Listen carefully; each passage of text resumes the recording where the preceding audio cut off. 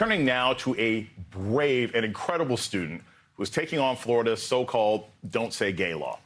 Xander Moritz is the first openly gay class president at his Sarasota high school. He is also the youngest public plaintiff in a federal lawsuit against Florida to strike down the law.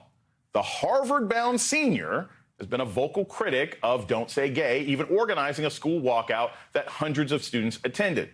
Here he is testifying against the bill at the state Senate.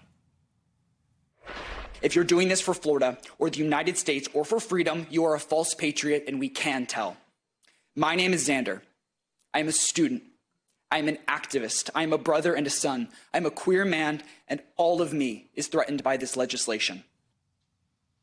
Tonight, in a stunning escalation, Moritz claims that he is being censored by his high school after his principal warned him not to mention his activism or the lawsuit in his upcoming graduation speech. He says that doing so would force the school to cut his microphone and halt the ceremony. But Moritz is fighting back and speaking out, organizing a Say Gay initiative that aims to send 10,000 stickers to seniors across the state to wear as they walk across the graduation stage. Just moments ago, we got a statement from the school district saying, quote, all material is reviewed and approved by school personnel to be sure it's appropriate. Also, quote, schools administrators review student speeches for appropriateness prior to graduation in a manner that is consistent with existing law, including the First Amendment. I don't know what that means, but I know that these people will. Xander Moritz is my special guest tonight, along with one of his attorneys in the suit, John Quinn. Xander, first off, I just want to say I am incredibly impressed with what you're trying to do, with what you're standing up for, and you are a role model for kids in and out of school and adults as well. So I'm very honored to speak to you tonight. I want to start with this. You were told by your principal that they may cut your microphone. Did the principal specifically say, some kind of activism is good or bad? Or did he specifically say, if you mention anything about your queer identity, that they're going to cut the mic? What were the parameters that he laid out to you, or that your principal laid out to you, when they sort of put out this threat?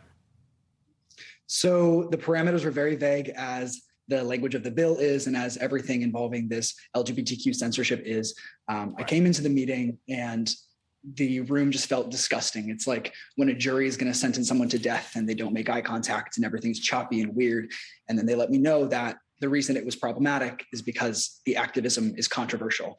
And that was heartbreaking and made me tremendously angry, because I was told that my human rights are controversial, and then I was told to go have a good day. So, John, I want to ask you this, because this is sort of the legal question. The Don't Say Gay law specifies that teachers in public schools cannot talk about sexual identity, queer identity, or anything else like that when it comes to instruction in the classroom.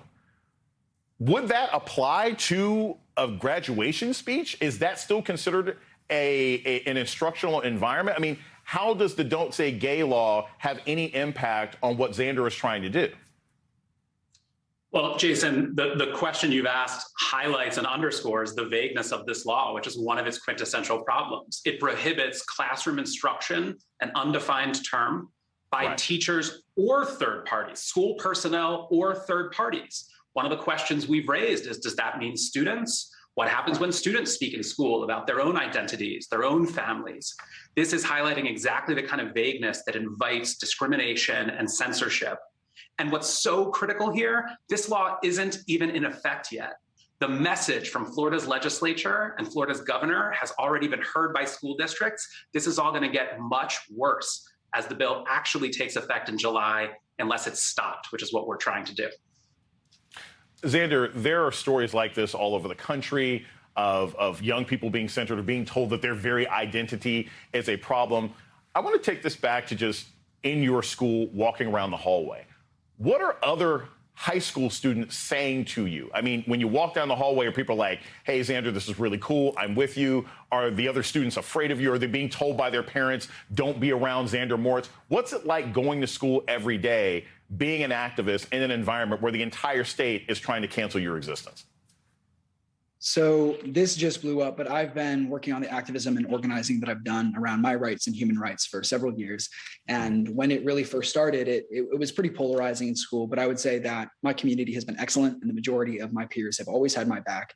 I have a team there. If I have to run out for a call or do a meeting, I always have someone who will take notes, and everyone has been amazing. It's really the community outside of school that's a problem. I've had people come into my parents' offices screaming about me, looking for me, and it's really outside of school where that community is a problem. But my peers, the people that are in my generation with me, have had my back, and I'm just so grateful for it because I don't know if I could do it without them.